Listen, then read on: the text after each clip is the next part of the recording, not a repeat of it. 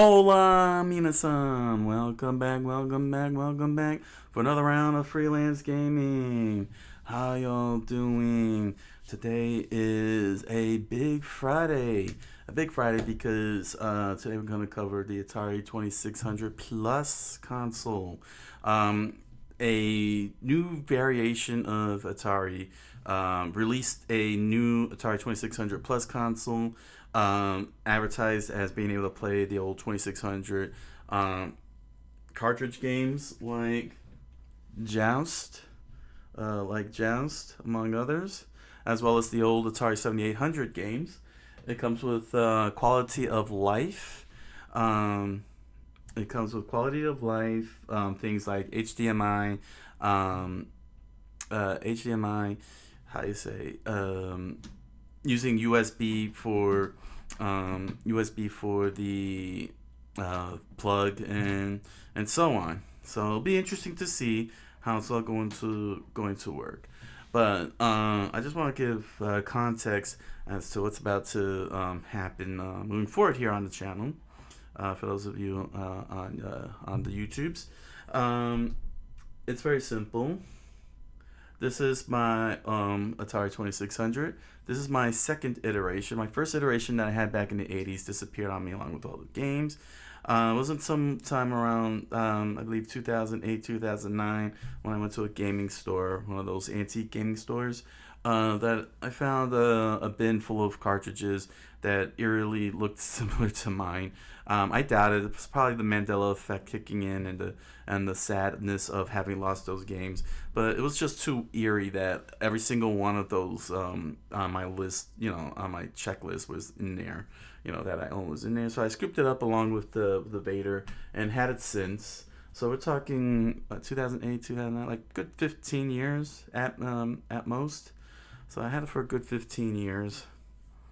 And when I started doing, shows here, once I started doing these Let's Plays, I was using this, and I had to get some equipment to be able to do the HDMI because everything runs through HDMI now. And I used this little thing. This is an Amory channel tuner, and I had to connect this little RCA cable because this is what was used back in the days. Back in the 70s and early 80s, we used this. Well, the 70s used this. Then the 80s had an RF cord, which many of you would have seen on your Nintendo Entertainment Systems. Atari had one for this, where you plug it, where you would plug it. I didn't even pull that out. I just realized it. I happen to have it on me. So this is basically what we used. This is what we used to hook this up to the TVs back in the day. Here we go. Okay, here we go. We needed this one too, but here it is. This is what we used on the Atari 2600. If we could make it out, let me just zoom in a little closer. There we go.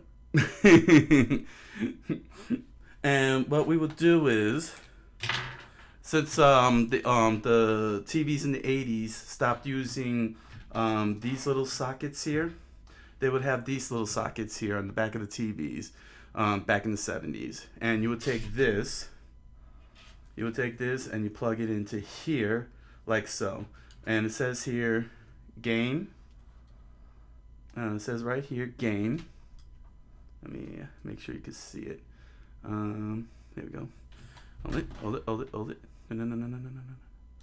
Let me make sure. There we go. So it says game and TV. So if you switch to game, you could play the game. And if you switch to here, you would watch television. And you would have this here where it says to TV, UHF, and VHF. Which you would have the coaxial here to go to the TV. And you would use these two prongs, and you would connect them to a pair of screws that are next to the coaxial cable. The coaxial port will look like this, if you could see the screws. And you would plug it in like so. You would send that to and what's this here? 75 OHM input. This would usually I would think that would be the VCR. This would go to the VCR, and these two would go to the back of the television. So if you had an old TV that had the screws, that only had the screws, you had to use this. If it was a 70s CRT, but if it was in the 80s, you would use this one, and you would screw it to the back of the TV. Just to give you a good example of what the screws look like, this is it. This is them. These are the screws that we used back in the day. We would twist it up, we would slip them in between, and then we slip it back in place, and then it would read. Let me see if I can. Oh, good. Here we go. Let's demonstrate this. Here we go. So here's the, I don't know if you can see the screw jutting out. There we go. Yeah, let's put it towards, there we go, my shirt in the background. So you see it jutting out?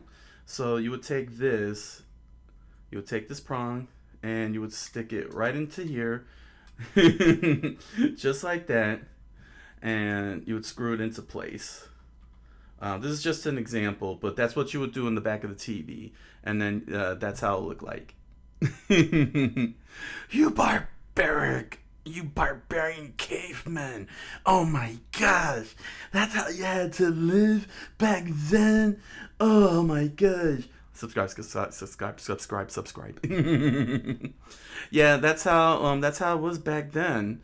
In the 80s, the late 70s and the early 80s. We had to either plug these things in the back, or if we were or we had to plug the RCA. But that's what led to this tuner here, because we can't hook any of this up to the back, to a HDMI capture card. Later on, these things ended up happening.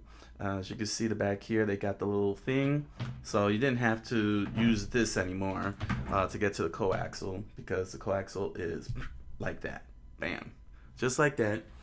And then now what I do is I would hook it up to here, to the TV tuner, just like that.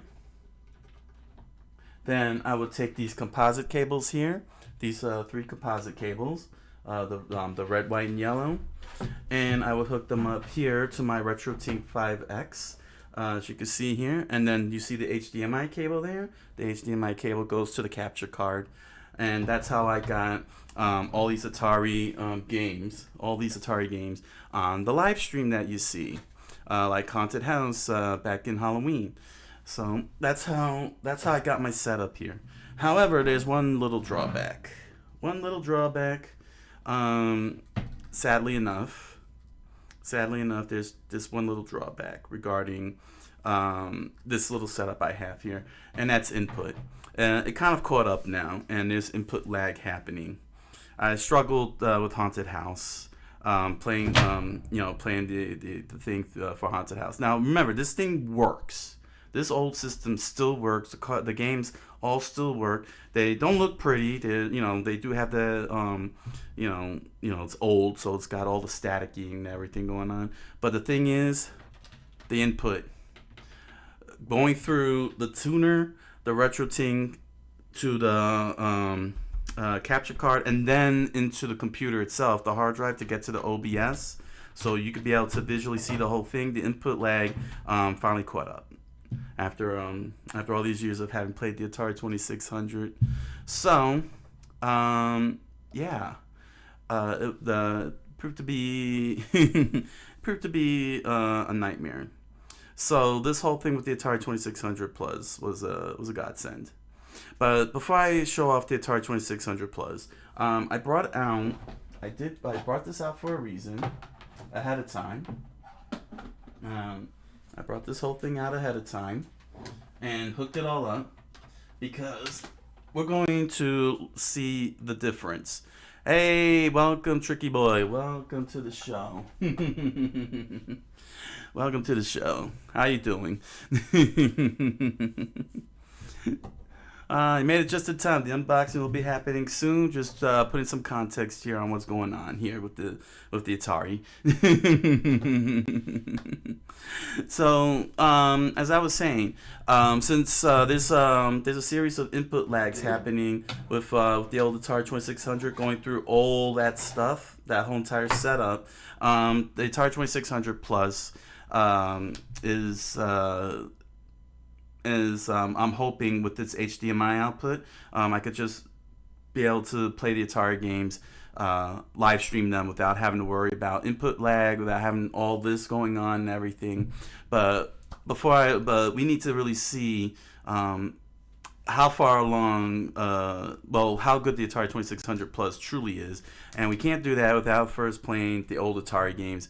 And we get a good look at what they look like. And then we'll see if the Atari Interactive Inc., which was formerly Infogrames, which was formerly, I'm not even going to go any further than that. They go, the whole entire, that whole company really just went through weird stuff. But the point is, we're going to first take a look at what the old games look like on this, and then we're going to see what they look like on the new system when I start unboxing them. We're going to do the unboxing, and then we're going to do a first look and see truly how it is. And then later on down the show, I'm going to do the we're going to play test the backwards compatibility with these old 2600 games that I got here. How you doing, Tricky Boy? It's all right. This is something that is before your time, Tricky Boy. I hope you're doing good. I hope you been having a good day. This is a very exciting time because having the Atari 2600 Plus, if it lives up to what it's been stated on Atari's website, I'll be able to play the old school games, the old cartridges without any headaches on the setup side, and don't have to worry about doing all that. But let's jump in. I'm just gonna do two games, one or two games. I'll have to see, so we can get an idea. We'll start with Joust. This here is Joust. You have a lot despite it being before your time. Well, this one is before your time. This one is before your time. So, when I want to talk about old, we're talking this old. So yeah, this is what I have to contend with, given that it's very, very old. You can really see the age. You can see. Well, it's not so much the games itself, but the console. You see, the console has a special box, which you can actually tweak it in order to get a clear view. This was the best clear view I could do, going inside the console itself without breaking it. It was very tough going inside the system, but I was able to get into the RF box. Ooh, Magnavox Odyssey. Oh, I played that last year at the 50th anniversary festival in Clifton, New Jersey. It was really fun. I got a show on that. I covered that on YouTube. If you want to check that out, especially those of you on YouTube, if you want to see my coverage of the Magnavox Odyssey 50th anniversary, you can find it in the playlists for Splatterbomb Lounge. It's a pretty old episode. Well, it's last year episode, but nevertheless, the point I'm trying to make is this is what the Atari 2600, this box, looks like on the screen here, and it's a miracle, that we got as clear a visual as I could, but Hopefully the sound is good, because that's the other thing too. The Atari 2600, being old as it is, the sound output is extraordinarily old. Atari Pong. We're talking the original Atari Pong here.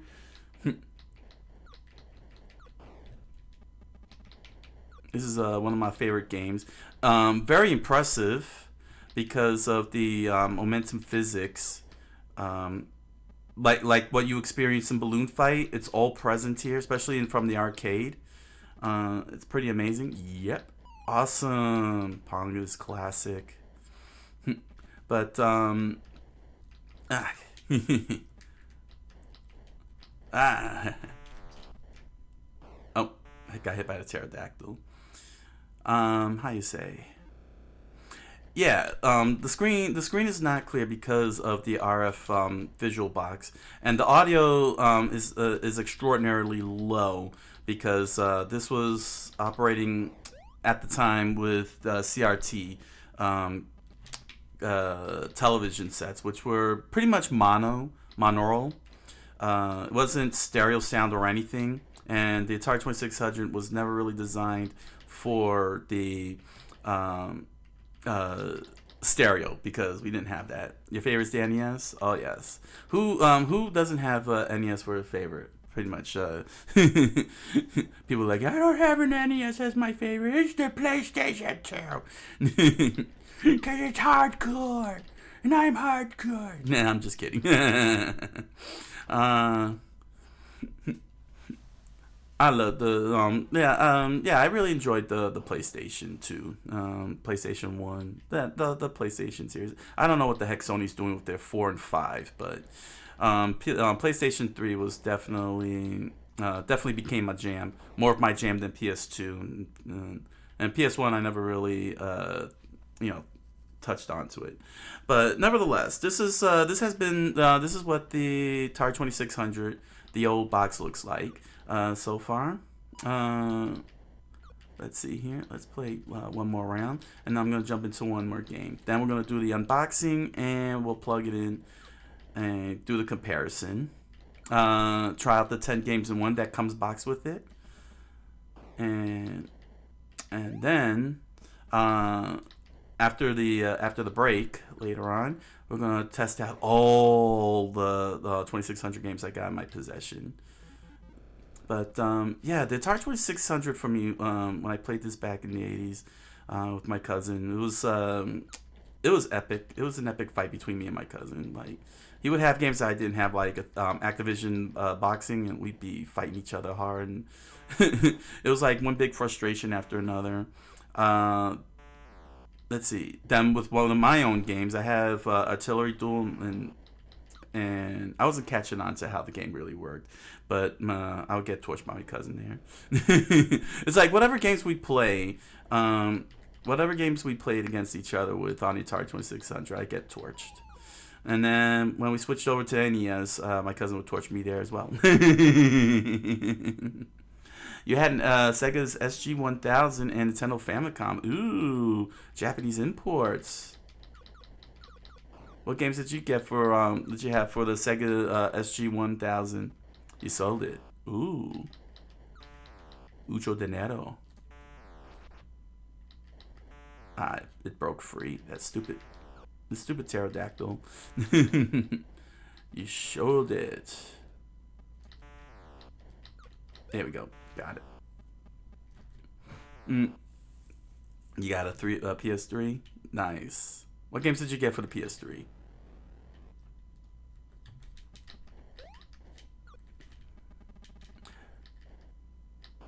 Oh, died. There we go. Skate 3 and COD 2.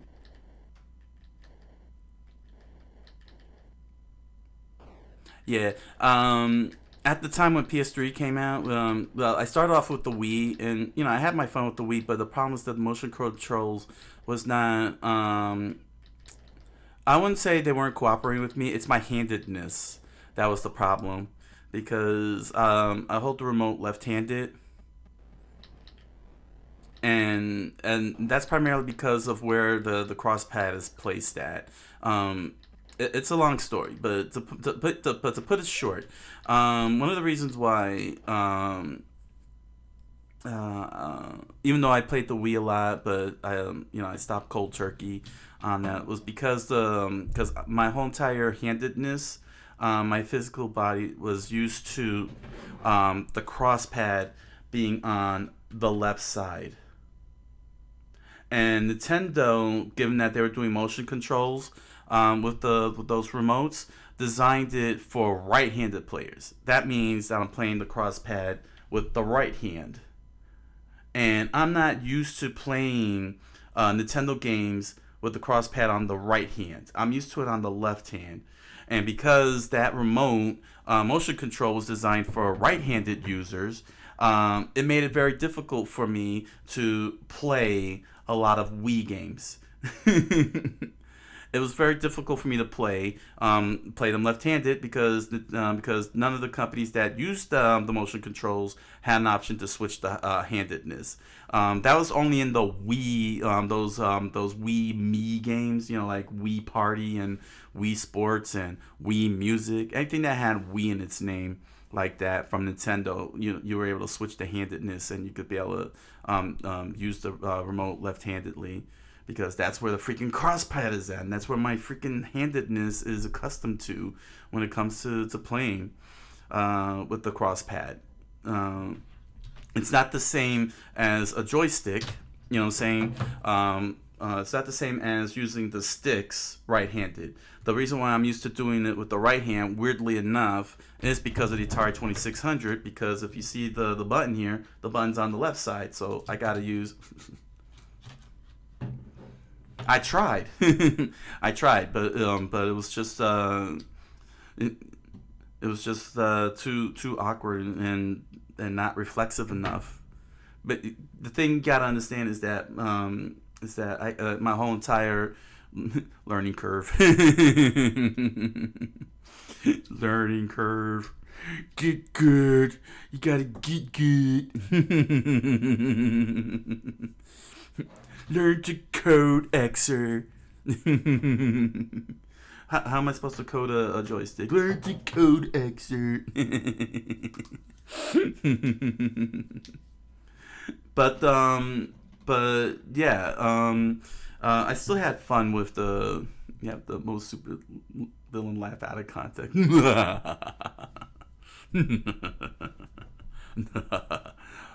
Maniacal laugh. Maniacal laugh. Maniacal laugh. Maniacal laugh.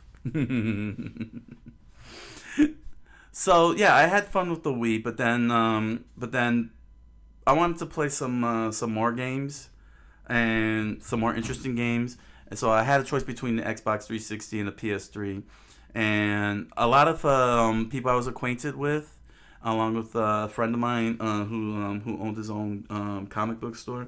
They were all in on the Xbox 360, but for me, I had to get what I wanted to get because I had to look for the games that I wanted to get. And the Xbox 360 was really, really heavily focused on those first-person shooters and everything, and I just wasn't interested in first-person shooters.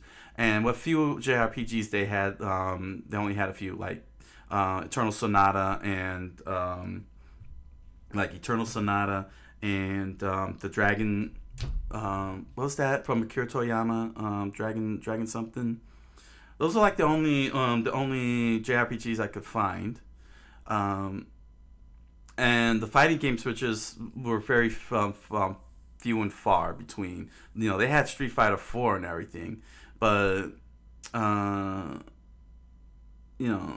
sure. But it's like I wanted what I wanted. For my gaming experience, and the Xbox 360 failed to deliver on it. So I went to the PS3. You try getting into Street Fighter, but you don't like it. It's understandable. It's a very, very, very steep learning curve. If you weren't there for Street Fighter 2 when everybody was on the same level playing field, yeah, but it's totally understandable. It got fighting games got crazier over time and more elaborate, and now more technical and specific. But basically, I went with the PS3. I went with the PS3 because they had they had all the JRPGs. They also had all the fighting games, not just Street Fighter 4, but they had King of Fighters, Tekken, Soul Calibur, Battle Fantasia, Arcana Heart. They had the fighting games on there. A lot of interesting and weird fighting games. And then whatever they had that was exclusive They had that, and you know, like Uncharted and Last of Us and that kind of stuff. So yeah, they had the variety that I was looking for.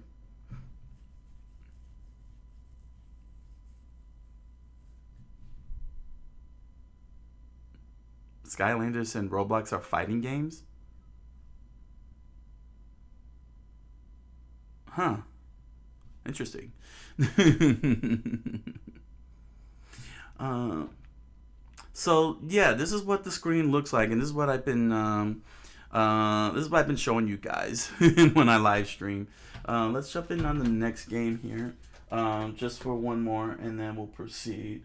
Um, oh, here's an old classic. Here's an old classic. Let me just do this quickly, um, just to be on the safe side here. One of the drawbacks of Atari games is that they never had anything to cover the connectors with, and they were just exposed to the elements. Surprisingly enough, they managed to survive somehow. But this was a little classic, and we're gonna put this on. This one is Popeye. And this is the Nintendo version of Popeye. Is Nintendo's yeah, here it is. Here it is. Nintendo of America is written right on there. They had a PvP game mode. Okay, that was cool. That's cool. So, this Popeye here is Nintendo's arcade version of Popeye. Well, to put it loosely, arcade. But this is based on Nintendo's arcade Popeye game. There we go. Oh. There we go. And that's another problem too. I can't push it all the way down, like back in the days, because the connectors are so misaligned at times. It depends on the system. But this was Popeye. You've seen this on the Nintendo Entertainment System. You've seen this in the arcades. This was something that Nintendo made. You could see the staticiness that's coming from the RF box inside the thing, inside the console. You have to do a little. That is not Popeye. Yeah, it is Popeye. That's Red Man. That's Red Man.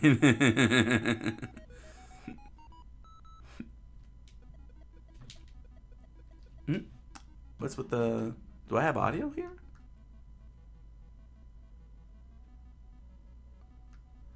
Man, this monaural is crazy.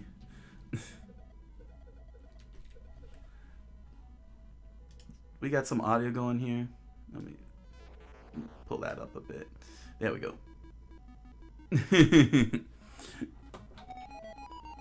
There we go. That's Red Man. X gonna give it to you.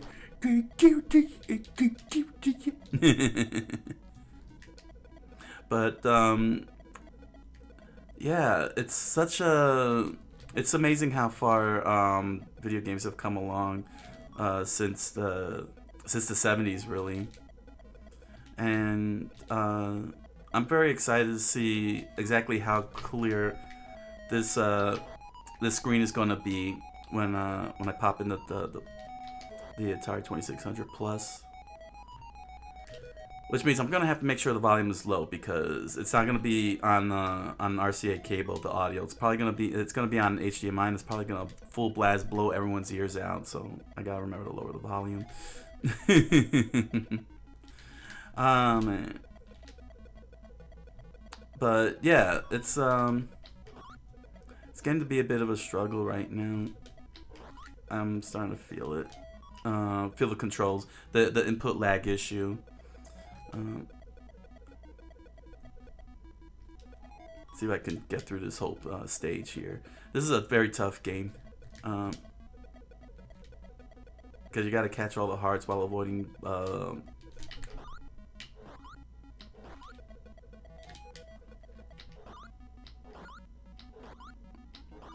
There we go. I just need. Oh, I need 7. Oh, I got caught. Yeah, when Popeye dies, he vanishes like Tron.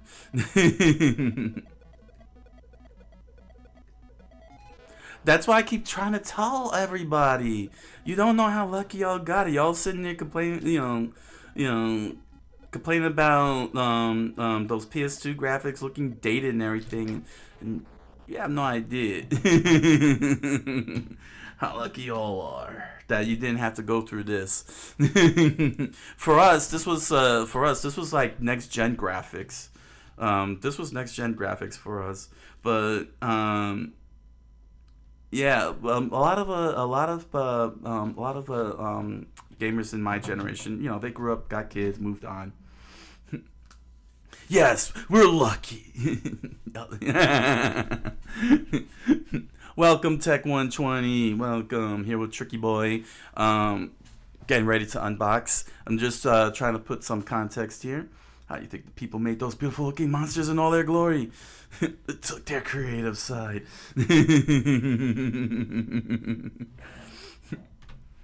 Yes, their creative side. We're in playing these ugly.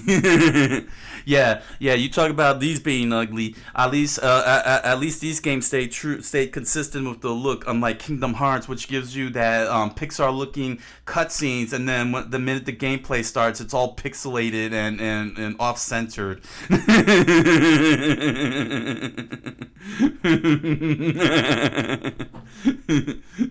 Show some appreciation for a lack of technology back then. I'm sitting here. How rude.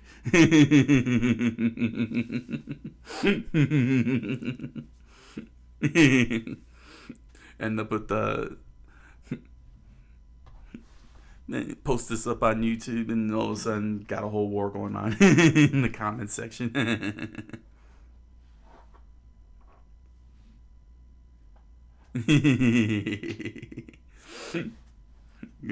Get here to keep this going.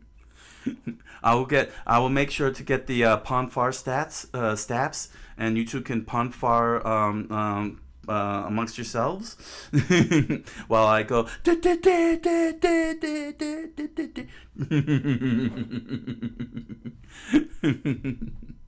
So yeah, this is what the Atari 2600 it looks like right now. My console. This is what my console looks like on the screen. It's all fuzzy because it is old.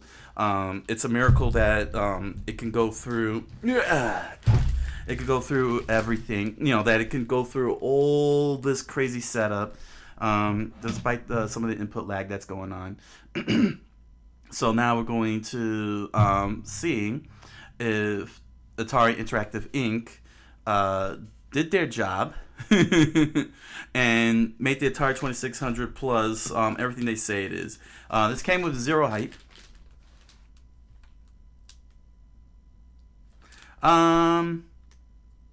It depends on this on whether we got an apocalypse or not. Tech.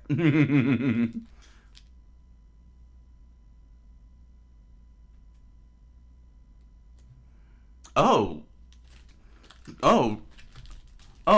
oh, Tricky Boy. No. Well, first and foremost, and it's very important to understand, the Nintendo Famicom, the family computer, came out around the same time as the Atari 2600 came out. Was out, no. The Atari 2600 came out in '77. When the '80s rolled around, with the Atari 2600 at its peak in the early '80s, Nintendo did the family computer in Japan at that same time. So both consoles were out simultaneously. It's just that Nintendo didn't penetrate the North American market and went through Atari Corporation and Parker Brothers, releasing a couple of their Nintendo games, which was Donkey Kong, Mario Brothers, Popeye, and I think Donkey Kong Jr. also. I don't know if they popped up any other games onto those consoles, but before we had the Nintendo Entertainment System in 1986, the family computer was long running, was 5 years running at the least, but exclusively in Japan. It never made it into North America. So So there, it's not the some crazy inspirational thing or any of that. What happened was that at the time of Atari's run, a group of game developers that worked for Atari, um, yep, the Atari 2600 Plus, the Atari 2600 update.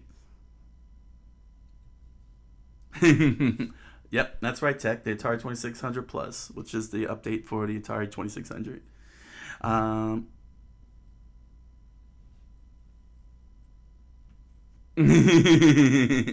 oh, don't worry about it, Tricky Boy. The whole point here, the whole point here is for all of us to learn. You know what I'm saying? There's still a lot of things in the gaming industry that I didn't learn, that I didn't know about back in the days because I was a little kid, and as a little kid, all I cared about was just playing video games. I didn't care about the politics, the corporate stuff, or anything. I just wanted the games.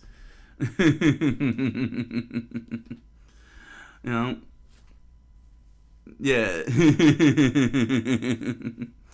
I mean, we're just digging. You know what I'm saying? We're just digging, and we're just poking fun at fellow gamers. Because the history of video games is really really vast. We're talking 50 years now. 51 years actually, because last year was Magnavox Odyssey's 50th anniversary. Magnavox Odyssey was the first video game home console in the entire world, and you know.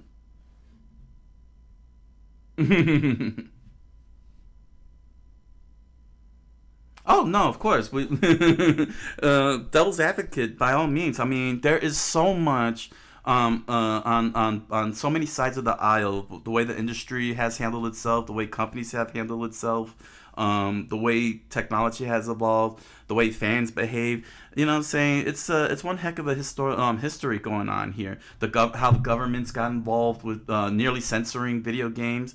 When the United States Supreme Court ruled that video games are entitled to First Amendment protections. The PC Master Race, the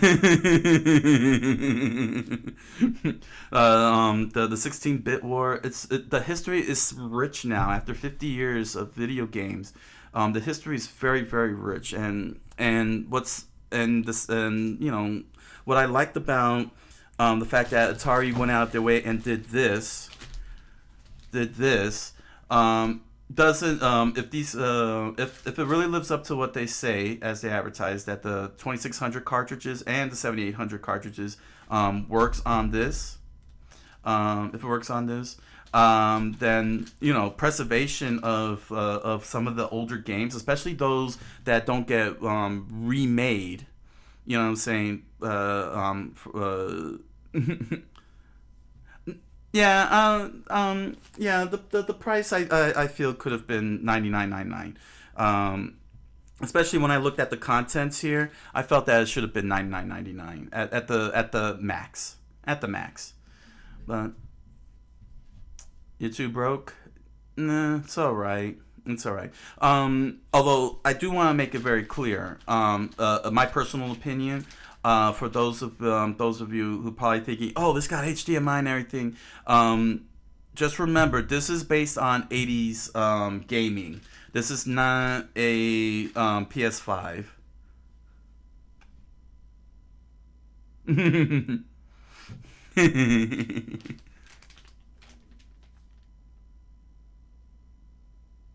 Ah, come on, Tech. It's your barging in like Kramer that makes things so awesome. And then we call you a racist like Kramer and chase you out and cancel you.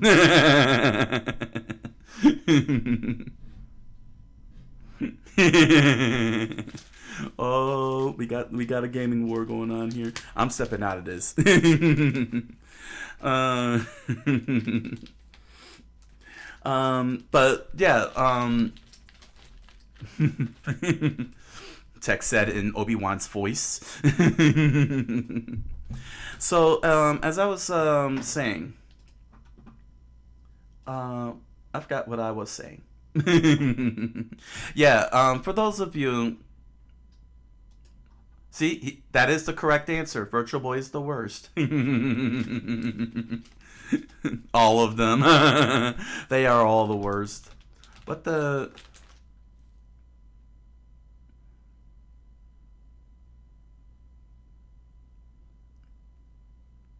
huh? Hold on a second. What's this here? I never heard of this word before. And it's being held for bullying, so it's not a foul language and it's not an epithet. So, all right. Well, I'll allow it.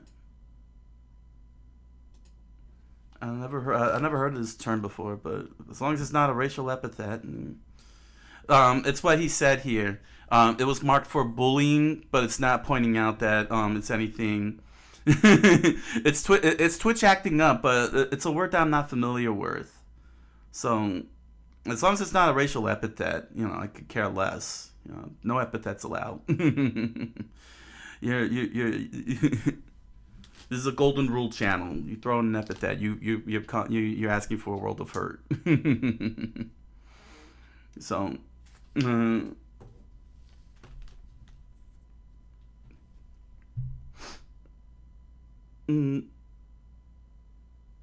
so I'm trusting that what you said, that word there is not an epithet. Don't trip me up. So yeah, to get back to, I was having fun with the chat here. So to get back to my point, for those of you who are probably looking at the specs and saying, "Ooh, it's got HDMI. Ooh, it's got the all this quality of life stuff." It is playing 80s tech. It's all about the 80s tech. It is not a PS5 with your HDMI 4K 1280p 170,000 frames per second type of gameplay. This is old school stuff here. And so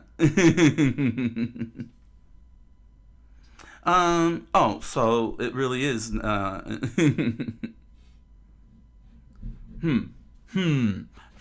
we shall test the waters then. We shall test the waters and find the One Piece.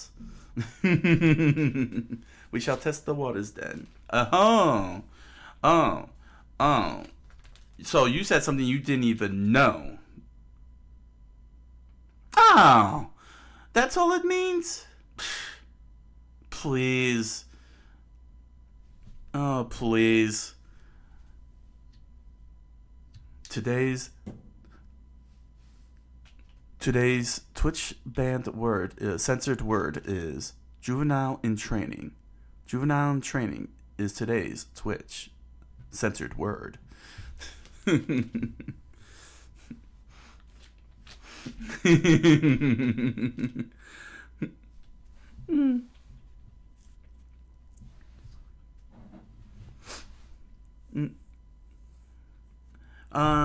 So yeah, I'm just warning all of you, say this is because I want to do old school gaming, and this system here will help me circumvent the madness of going through all those boxes that I showed earlier, all those connections, and just go straight to the straight from HD with the HDMI straight to the back of the cord. So I'm very excited to see what's going to happen. That means that if it works the way it works, a lot of these old cartridges will be up-resed for so far I displayed Joust, and yeah, I haven't opened it yet because I wanted to contrast. I wanted people to see what I was dealing with the old console. And I'm gonna hook this puppy up once we finish the unboxing, and we're going to see how it really looks like on this system, and see if it's better than anything else. Yeah, well, you really thought that was the plus? You really thought this low res thing was the plus? That's funny.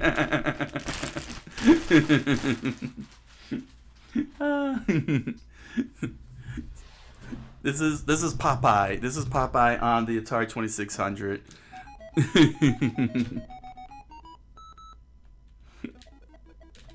So this is the way the old Atari plays on the live stream. Oh no, it's going out the box. No.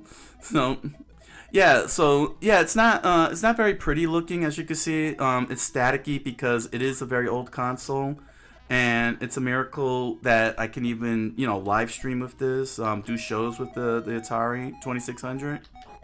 But that's what the Plus is now all about.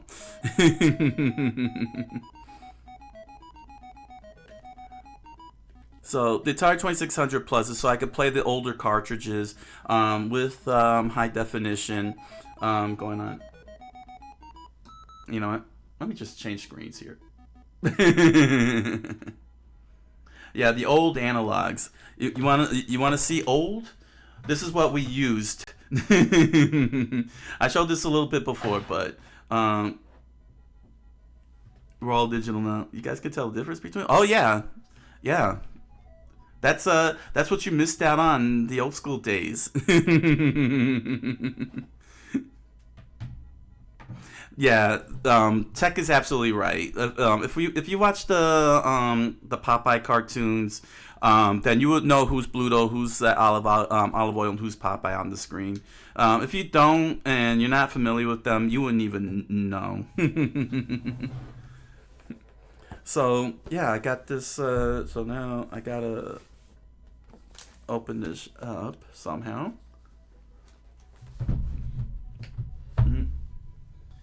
I really hate these types of tapes. These little circular tapes that they put on the sides here. It's very annoying. Um, let me turn that. Here we go. Oh, okay. Okay, I got a nice little slit here.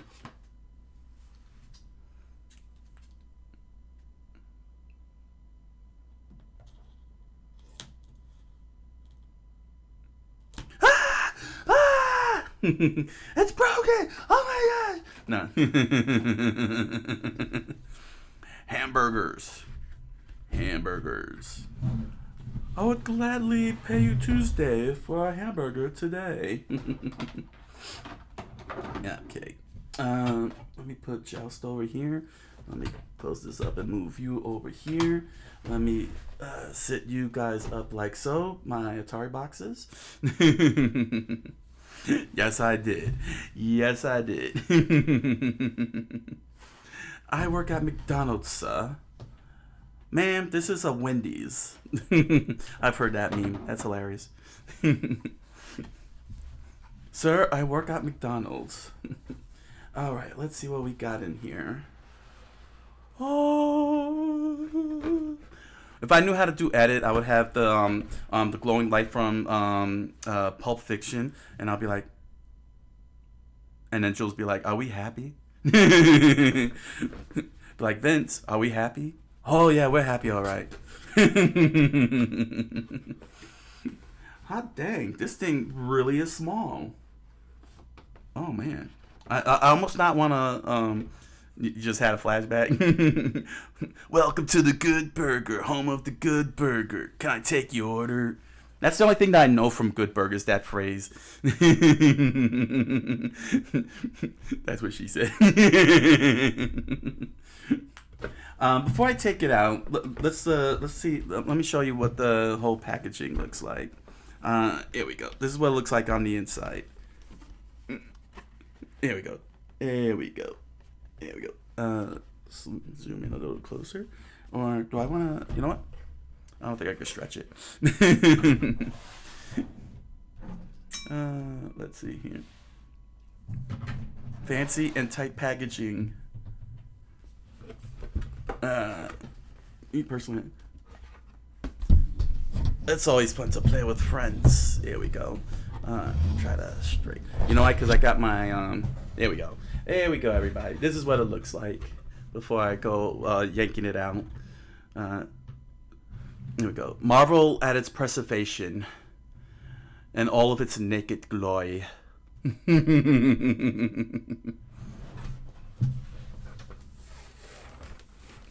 we are.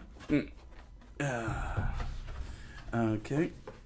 So let's remove this. And careful. My gosh, this looks like what, a tiny plug and play. wow, man. Yep, it's got the wood. It's got the wood. It's got wood.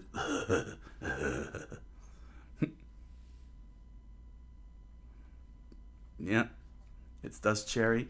Look at that, man. Just like back in the days here. Only it's got a made in China instead of made in the USA. Here we go. That's what it looks like under the undercarry. Here's the quality of life stuff. Yes. Oh yes. Look at it's using the same ports as the old system. Oh my gosh. So it's got the HDMI, but the ports, the same controller ports. Oh my gosh. That means I could keep my stuff, man. Oh my gosh. I gotta test it out now more than ever. Oh my gosh. If my paddles still work, I could keep the paddles. The paddles could. I don't have to worry about buying paddles. And I got the joysticks, the spare joysticks. Oh my gosh, this is crazy. There's the power cord, the HDMI cable over here. The HDMI cable is right over here. What are these switchers here? Oh, the difficulties. Got it. Wait, seriously? They put a channel 4 in a... I can't make it out.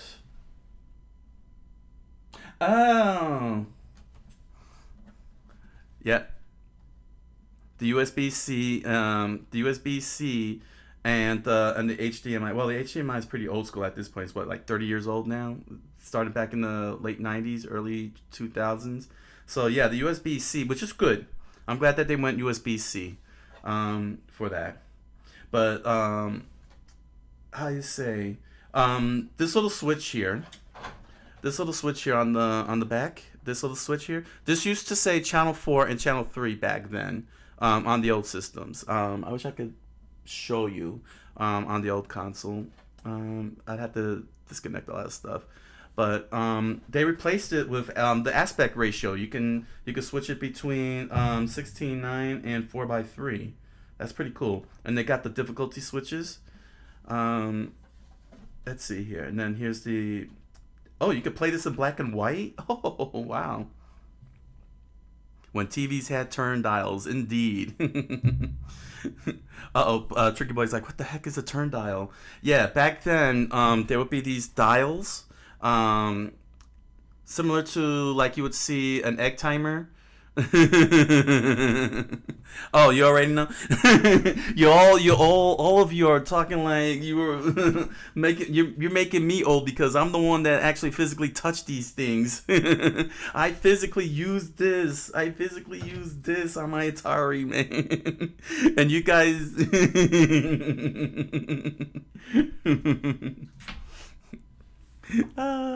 this is hilarious. You guys are fun to hang out with. Have I told you lately that I like you? You just scroll through PBIS on it.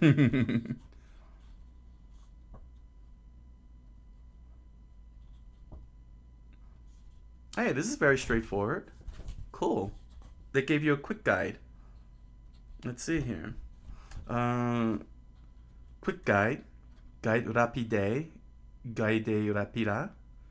Kursanlichtung. Guia rapida.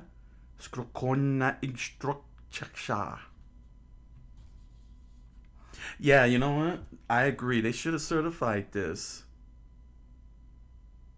Let's see, 1.5 meter USB, let's see, HDMI, CX40 plus, 10 games in one, and 2600 plus. I don't know. I mean, they did not mention anything on their website that it was limited. I think they're all in on this. Let's see. Now, what's in this little box here? There's a couple of boxes here. All right. Yeah, and there's a box down here. All right, let's start with this one. This must be the joystick.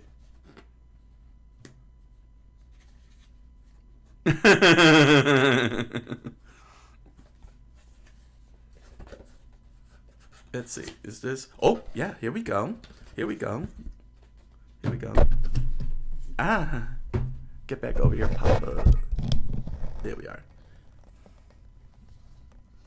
Here we go. This is very interesting. Oh, I see what they did here.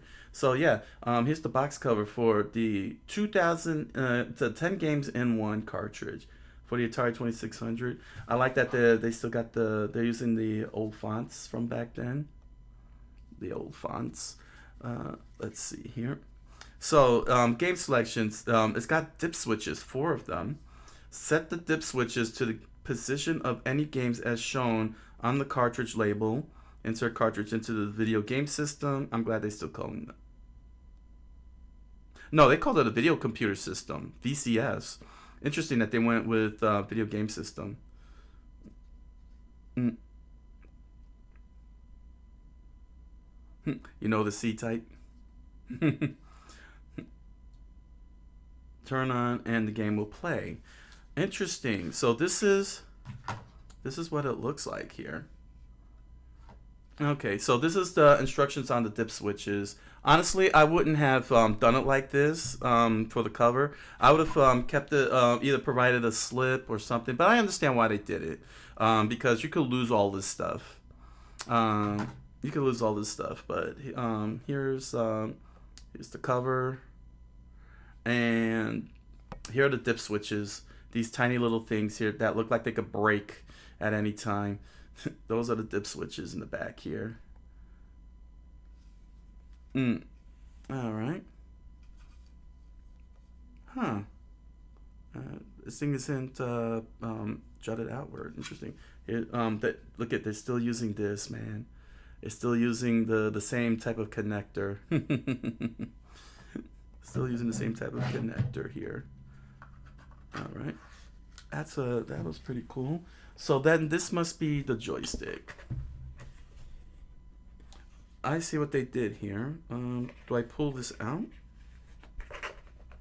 No, I don't pull this out. I have to go to the other side then. Here, let me just put this here so I don't risk dropping you. So then that means that on the other side here, this other opening, I pull out. Here we go. And here's the joystick. I don't think any of them had dust covers. Not that I'm aware of. But then again, I threw out a lot of my boxes and such. So if there were any dust covers, they were gone too. Here it is, man. Oh, you know what? Let's do a size comparison here. Yeah, same size. Oh, wow. It's the same size. Well, that's cool. Look at that, man. It's the same exact size. And it is using the same exact socket. Here we go.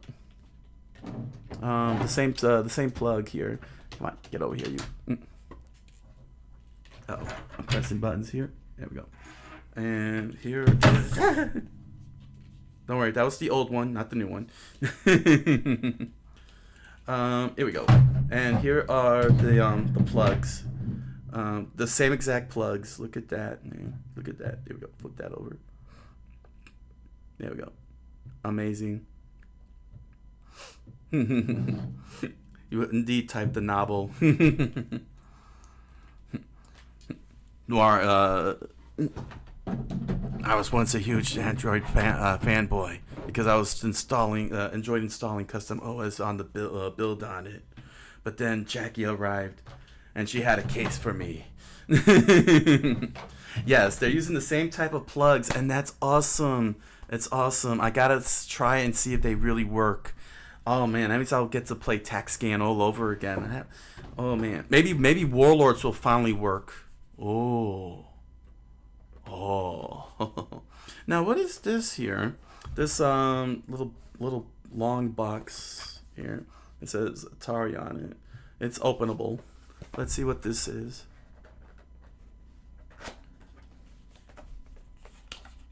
And it's another box. It is another box. Yes, the original cartridges are supposed to work on it. That's the selling point. And yes, it is supposed to be compatible with 7800 games. It's supposed to play both the 2600 and 7800 games. So, what's in here? Did I go on the wrong side? Looks like I went on the wrong side. I wish they would have put an arrow pointing which side I was supposed to open this box in. Because this is very gorgeous and I don't want this busted. There we go. Ooh, nice. Yes, nice indeed. I've never had a 7800.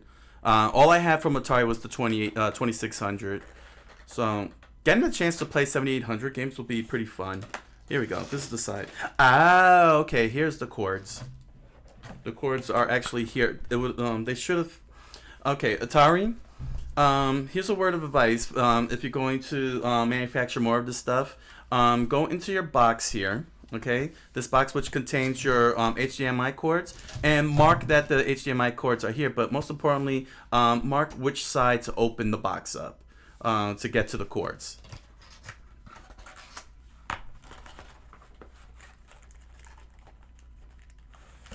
And here's my USB. So yeah, of course, I had a weird feeling.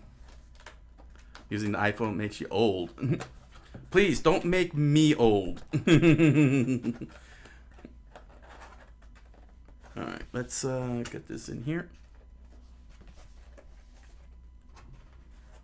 Alright, let's put that back. And let's put you back. I should have put the game. Okay. And let me just get you out. I kept you So, yeah, okay. So there's no big instruction booklet in here. It's just this quick guide. So it's very straightforward then. So it's very straightforward. Here we are. So this is a very straightforward design. You just plug everything in normally. Good. No complicated, none of this complicated hookup. The price of the system? Oh, sorry. I thought y'all still talking to each other. So just for those of you who out there,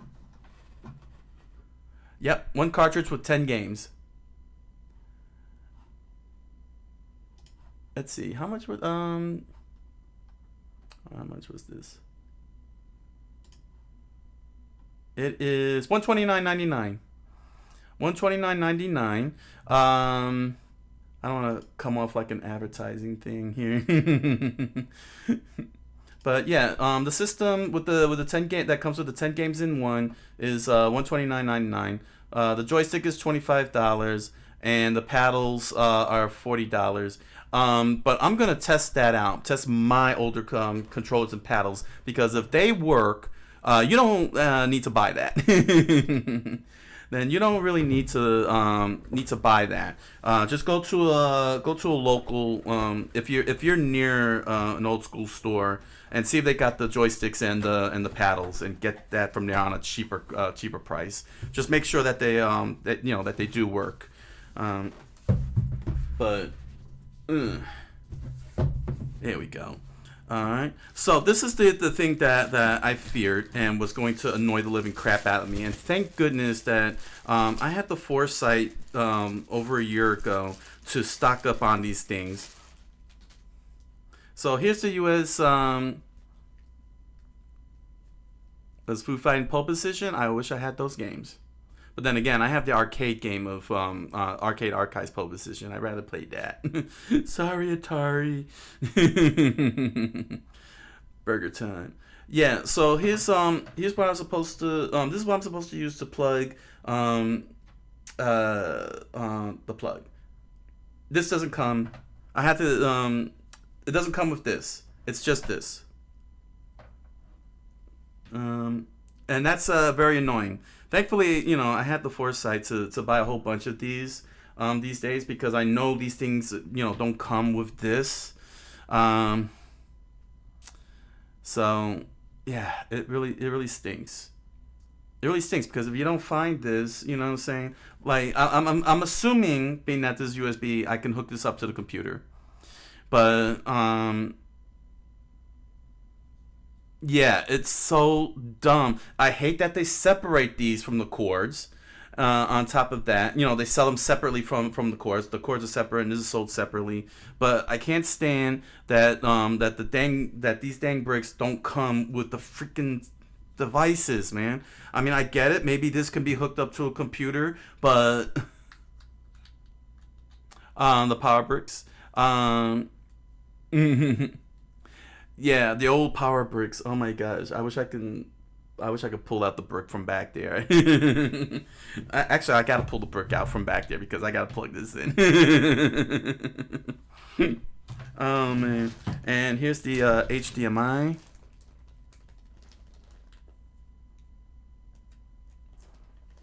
Call them something else. Yeah, they call them chargers now. They're called chargers. I've always known them as plugs.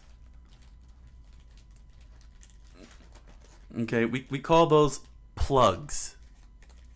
Just like we call it the pound sign, not hashtag. It's a charger. It's a charger. It's called a charger. Jump to Twitter. Cancel. Go. He calls it a plug. It's a charger. Cancel. Ooh, my throat is wearing out. Let me get some water here.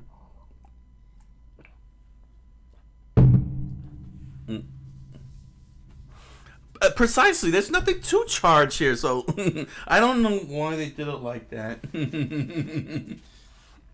All right, let's see. Let's do. In fact, let me do this here. Let me move this over. What time are we at? Oh wow, it's almost time for the break. So let's hurry this up here. Let's do a size comparison. Here we go. Let's move you here before people mistake that for something YouTube will slap me in the face for. Look at the size comparison. I mean, wow. It is much smaller.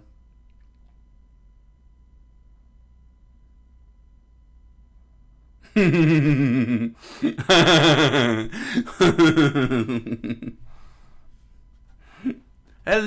Ilman. Welcome back. Welcome back to the show. Just finished unboxing the Atari 2600 Plus. I'm doing a size comparison here because this sucker is really small. How are you doing today? How you doing? Have you checked the new Steam Deck OLED yet? Yeah, I got a good look at it. It's happy Thanksgiving to you too, Ilman. It does. It really does. Yeah, I took a look at it. It's very interesting. The OLED version. But I fear like other than the fact that it plays Steam games, all the games from Steam and everything. It's one of those I've seen it all kind of thing because of the Switch. But I'm not sure if I'm ready to get my hands on that yet. In fact, one thing I didn't even check. One thing I didn't check is if I can actually plug that to the computer, plug it in, just like a regular console through the, if I could treat it like a regular console, because that could actually help the headache with playing Steam games on there. I'll have to take that into consideration. Your RX-7. Yeah, of course it makes a lot of sense. It's a great traveling companion. So, yeah, look at how small the Atari 2600 Plus is, which is great. That means I have room now. I'm going to have a lot of room to work with. Oh, man. All right. So, oh, dang. I was hoping to, actually, no, I could do that after the break. Yeah, so if I can dock it, that would be great. Because I'm kind of getting tired of live streaming through the computer itself while fighting with the OBS and the whole entire setup and the monitor and switching the screens out and everything. It's like a switch. You're dead to me. Tech said to Ilman, fist shaking in the air.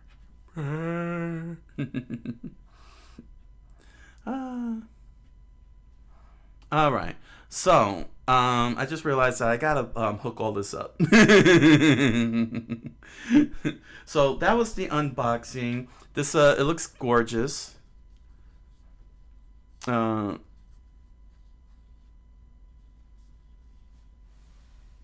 docking aspect, the docking aspect is like the Switch. I agree.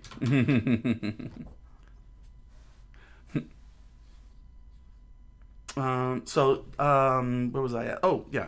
So to conclude this section, this part of the show, we got the quick guide, which is very straightforward because it's just plugging the HDMI to the back of the TV, and you're plugging the plug that you have to put the USB connected to, and have it in the plug into the wall socket.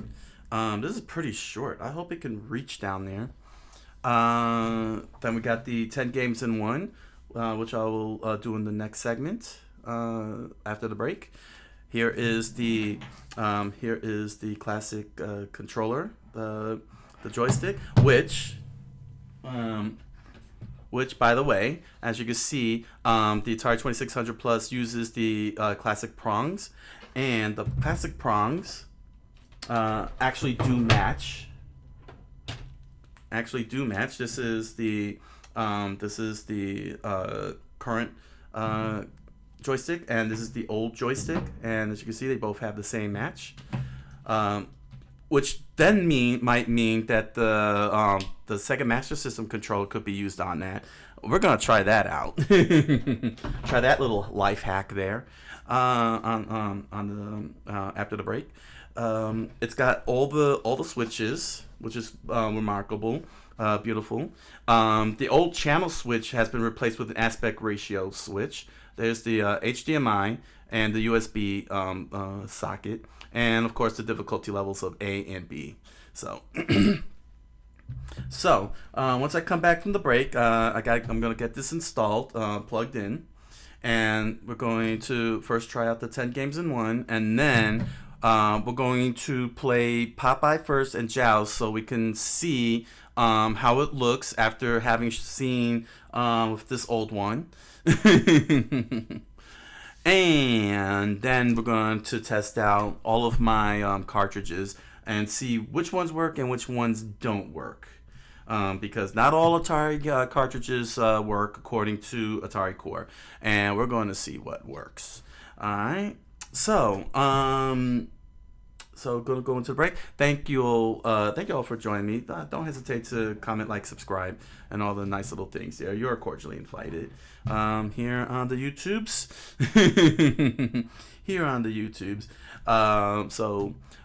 Thank you very much for the unboxing portion of the show, and we're going to have fun gaming in after the break here on Coqui-san.